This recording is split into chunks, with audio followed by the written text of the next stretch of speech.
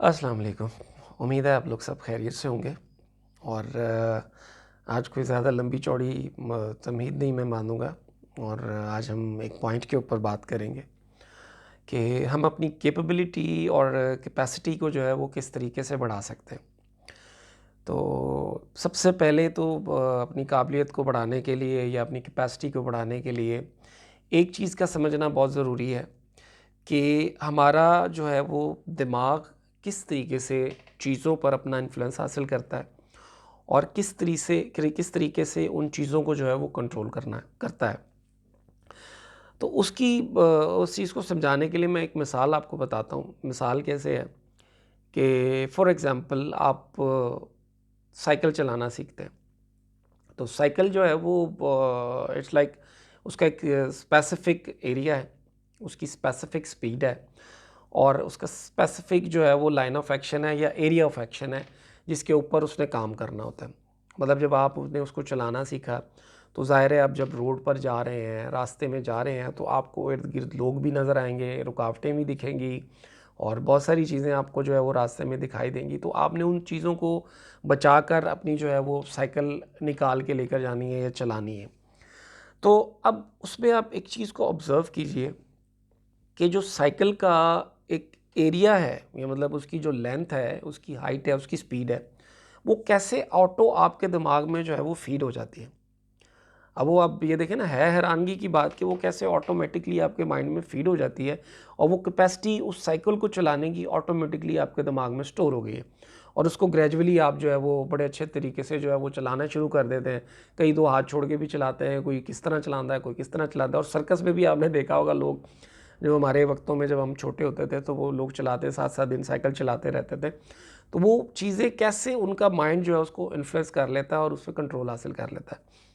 अब इसी तरह उसी चीज़ को, उसी शख्स को अगर हम लेके चलें या फॉर एग्ज़ाम्पल मैं साइकिल चला रहा था, मैं अब उसको उठ के मैं बाइक पे आता हूँ। अब बाइक की जो शेप है वो तो ऑलमोस्ट तकरीबन साइकिल जैसी है, लेकिन उसकी स्पीड में ज़मीन आसमान का फ़र्क है। अब कहाँ पे वो स्पीड 10-12 किलोमीटर फ़ी घंटा की जा रही है और ये आ गई आपके पास 120 किलोमीटर पर आवर की स्पीड के हिसाब से। अब जब आप उस पे बैठते हैं तो उसी तरह से वही सेम रुकावटें आपने ज़्यादा स्पीड में पास करनी होती। तो जब वो ज़्यादा स्पीड में पास करनी होती है तो ऑब्वियसली उस पे आपको कंट्रोल चाहिए। तो जब आप ग्रेजुअली उसको चलाते रहते हैं चलाते, तो एक टाइम ऐसा आता है कि आपका माइंड उसके जो एरिया ऑफ एक्शन है उसको कंट्रोल कर लेता है, उस पे अपना इन्फ्लुएंस हासिल कर लेता है। फिर आप कभी कट्टे भी मारते हैं, कभी विलिंग भी करते हैं, कभी क्या कुछ करते हैं, तो उस पे आपका मुकम्मल जो है वो आपको कंट्रोल हासिल हो जाता है। मतलब आपकी जो कैपेबिलिटी है या कैपेसिटी है वो बाइक के हिसाब से डेवलप हो चुकी होती है। इसी तरह आप बाइक को छोड़ें, आप गाड़ी पे आ जाएँ।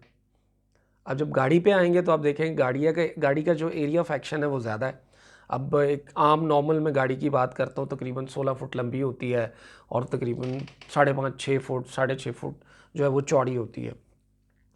अब आप दरवाजे या बोनट के आगे खड़े होके नहीं अगले को कह सकते यार इत्थे गड्डी जिहड़ी है ना लग जानी है, तू थोड़ी गड्डी अगे कर। या उतर के आप दरवाजे से साथ वाले को नहीं कह सकते यार परा नु कर। या किसी को इशारा नहीं करते कि वो कभी होता है कि यार अगर कोई बंदा अनाड़ी आ गया तो उसको तो हम ज़रूर कहते हैं। लेकिन वो सारा का सारा एरिया 16 बाय 5 साढ़े 5 का जो एरिया बनता है, उसको कैसे आपका माइंड जो है वो कंट्रोल करना शुरू कर देता है। आप स्टीयरिंग व्हील पे बैठे, you are not in front of the car, you are not in the back side of the car, you are not in the right side of the car और the left side of the car, you are sitting on at the steering wheel and controlling the car. How? Because उस सवारी का या उस गाड़ी का जो है वो सारा एरिया ऑफ एक्शन आपके दिमाग में जो है वो फीड हो गया है and you are doing it. और एक टाइम ऐसा भी आता है कि आप उसको जो है वो चलाते चलाते दूसरे काम भी कर रहे होते हैं, बातें भी कर रहे होते हैं, फ़ोन पे भी बात हो रही है, बहुत सारी चीज़ें हो रही होती है। तो ये माइंड की कैपेसिटी है कि आप इसको जिस तरह की पोजीशन में या जिस तरह के सिनेरियो में डालेंगे, इसको लेकर जाएँगे, वो ऑटोमेटिकली चीज़ें अपने अंदर बिल्ड कर लेगा और उस चीज़ को कंट्रोल करना सीख लेगा। ये इंसान की कैपेसिटी है, ये इंसानी दिमाग की कैपेसिटी है। तो इसी तरह जब हम अपनी प्रोफ़ेशनल लाइफ़ में आते हैं, पर्सनल लाइफ़ के ऊपर हम फिर बात करेंगे। जब हम प्रोफ़ेशनल लाइफ़ में आते हैं तो अब इसकी मिसाल आपको मैं एक जो है वो डॉक्टर से देता हूँ कि जब एक डॉक्टर एमबीबीएस करता है तो एमबीबीएस उसकी जो है वो बेसिक डिग्री है। बहुत सारे लोग जो है वो एमबीबीएस तक आके जो है वो आगे की पढ़ाई छोड़ देते हैं और उसके बाद कुछ ने हाउस जॉब की और उसके बाद किसी हॉस्पिटल के साथ अटैच हो गए या फिर अपना को क्लिनिक डाल लिया, अल्लाह अल्लाह खैर सल्ला, और अपना जो है वो ज़िंदगी की गाड़ी चला रहे हैं। लेकिन उसमें से कुछ लोग ऐसे होते हैं जो एमबीबीएस पे बस नहीं करते। वो क्या करते हैं, वो कहते हैं कि नहीं इससे आगे जाना है, तो वो इससे आगे अपनी जो है वो फील्ड डिसाइड करते हैं। कोई कहता है मैंने पीट्स की तरफ जाना है, तो पीट्स के अंदर जो है वो अपनी स्पेशलाइजेशन करते हैं। कोई कहता है मैंने ऑर्थो की तरफ जाना है, तो वो ऑर्थो के अंदर अपनी स्पेशलाइजेशन करते हैं। तो वो अपने माइंड में एक टारगेट, यानी अब वो सब, एक मिसाल दे रहा हूँ मैं आपको, गाड़ी से उठ के पजारों में चले गए या बस में चले गए या मोटरसाइकिल से उठ के गाड़ी में आ गए, मतलब अपनी कैपेसिटी को बिल्ड करने के लिए उन्होंने अपना एक टारगेट रख लिया। अब ये जो टारगेट होता है ना, यही एक्चुअली आपकी कैपेसिटी को बिल्ड करने का ज़रिया होता है। जब तक आप किसी चीज़ को टारगेट नहीं करेंगे, कोई पॉइंट नहीं करें बनाएंगे कि यार मैंने यहाँ पहुँचना है या ये चीज़ मैंने करनी है, तो तब तक आपका जो माइंड है उस चीज़ को एक्सेप्ट ही नहीं करेगा, आपकी कैपेसिटी बिल्ड नहीं होगी। तो इसी तरह आप देखें, अब बहुत सारे सरकारी इदारों में, आर्मी में और सिविल इदारों में देखिए डिफरेंट टाइम्स के बाद कुछ ट्रेनिंग्स आती हैं, कुछ कोर्सेज़ आते हैं और उस कोर्सेज़ को मुकम्मल करने के बाद आगे प्रमोशन होती है। और वो प्रमोशन ज़ाहिर है कि वो जब ट्रेनिंग होती है तो वो ट्रेनिंग क्या होती है बेसिकली, वो आपकी कैपेसिटी बिल्डिंग होती है कि आप जो है वो उन चीज़ों के हवाले से अपने आप को इस हद तक ट्रेन कर लें कि जब आप उस पोस्ट पर पहुँचे तो वो चीज़ें आप आसानी के साथ कंट्रोल कर सकें। तो यही एक फ़िनोमेना आम ज़िंदगी में है। इसी तरह मेरा जो ताल्लुक़ है वो sales and marketing and advertising से मेरा ताल्लुक़ है, जो मेरी बेसिक फ़ील्ड है। तो उसमें भी जो है बहुत सारी चीज़ें हमारे यहाँ जो है वो लोग सिखाते हैं, बताते हैं और बड़ी अच्छी सी जो है वो पिक्चर पेंट की जाती है कि यार ये बड़ा ज़बरदस्त हो जाएगा, ये ऐसे कर लेंगे, वैसे कर लेंगे। लेकिन इफ़ एंड बट्स कोई भी नहीं बताता। तो जब तक हमें इफ़ एंड बट्स नहीं पता होते तो फिर हम उसको जो है वो प्रॉपर्ली टारगेट नहीं कर पाते, और जब प्रॉपर्ली हम टारगेट नहीं कर पाते तो फिर at the end of the day हमें पता लगता है यार असी तो ठुस हो गए थे।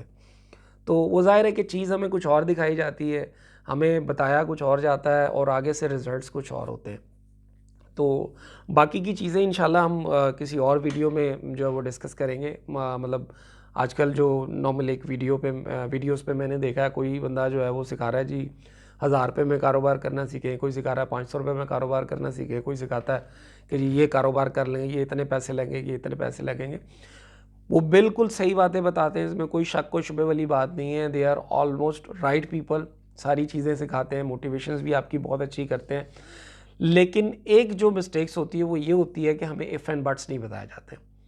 तो कारोबार को करने के लिए इफ़ एंड बट्स बड़े ज़रूरी हैं।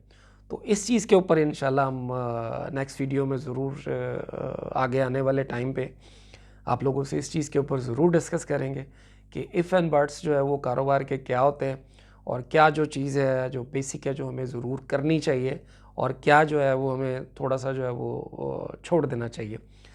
तो अब तक के लिए सिर्फ इतना ही, और अगर आपको मेरी बातें समझ आई हों, पसंद आई हों, तो ज़रूर इम्प्लीमेंट भी कीजिएगा अपने ऊपर, और दूसरा जो है वो अगर वीडियो पसंद आई हो तो लाइक कीजिएगा, शेयर कीजिएगा और सब्सक्राइब कीजिएगा।